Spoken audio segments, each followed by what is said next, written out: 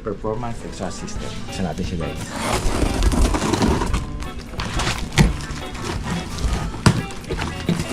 Okay. Ito na. Yung papel ulit. Ang papel.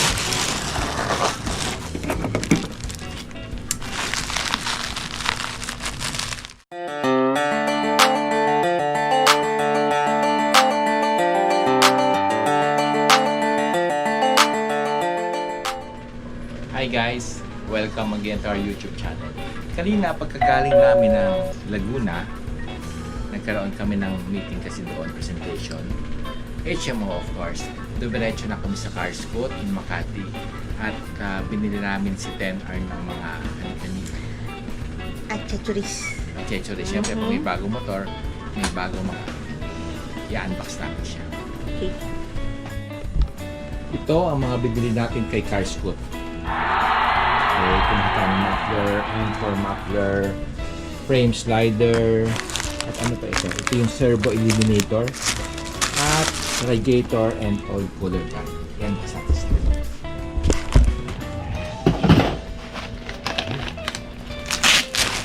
Okay, ito yung servo eliminator. Kasi alam niyo naman sa 10R, pag papalitan natin ng muffler, kailangan lagyan ng servo eliminator nga ang tawag dito para yung hindi siya mag-check engine. Nakuha namin to for I think 5,500. 5,500 no? Then ito naman yung frame slider. Pupuntin pala. Ayan yung frame slider. This is from Evotech. Siyempre may kaliwa, may kanan, right. Wala na no? Yan lang no? Nasaan yung nahan dito? Wala pa siya talaga. Or isa lang. Kaiba kasi yung side ng motor. Okay, this is 6,800. Ito naman yung radiator guard. This is from Evotech. Yung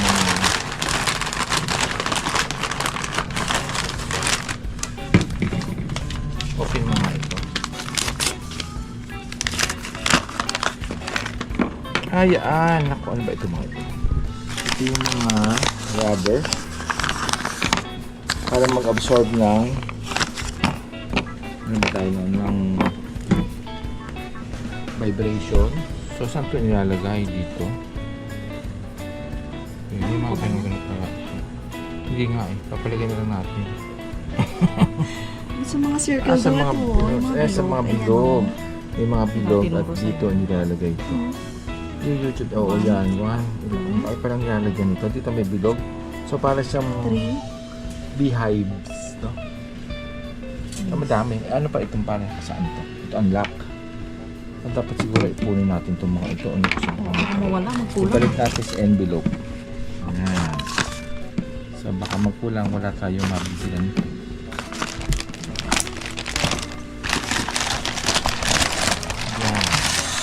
This is the oil cooler. So meron siyang dalawang screw. At meron din siyang wala na.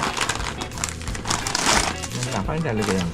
Ito lang siguro na yung dalawang screw. Wala na mga mag-absorb ng vibration, mga rubber. Performance exhaust system. Isa natin siya guys.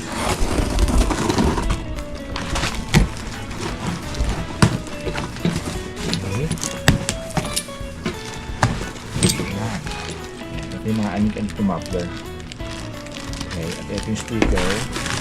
At ito na. Yung papel ulit. Ang papel.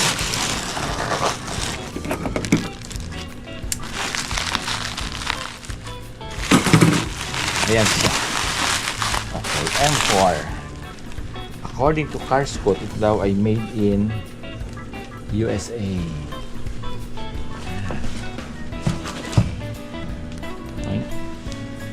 Underbelly siya. Ito yung kanyang loob. Oo, dapat may tornilyo yan.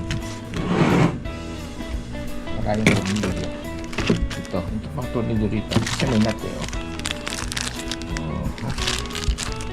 O baka yung dating tornilyo ang gagamitin. Ay, stock ang gagamitin. Stock na tornilyo. Kasi ito lang yung nakita ko rin. Yan lang ba nakita mo? Okay. Sige. Try natin.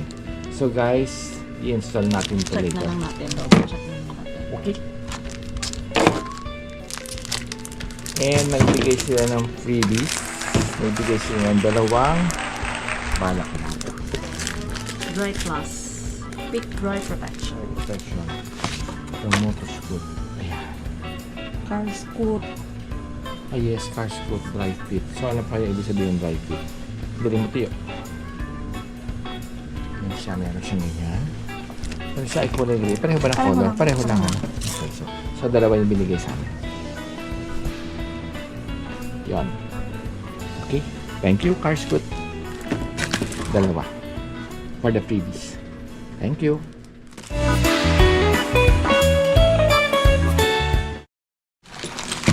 Puro papel.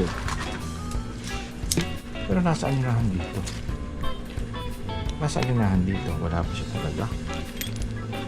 Screw, nasaan na? Nasaan yung tornilyo dito? At ito naman ang M4. Ganito kaya talaga ito.